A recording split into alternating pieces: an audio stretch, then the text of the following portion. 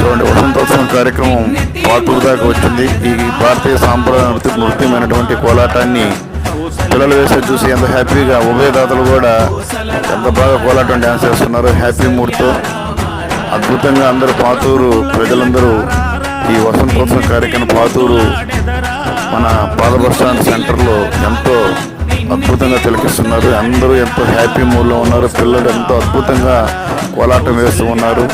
ఇదే మంచి అట్రాక్షన్ నిజంగా వసంతోత్సవం రోజు.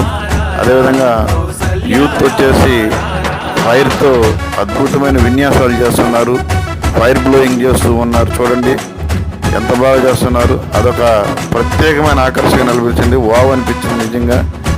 టోటల్గా ఈ వసంతోత్సవం కార్యక్రమం అద్భుతంగా జరిగింది మా పాతూరు సంబంధించి.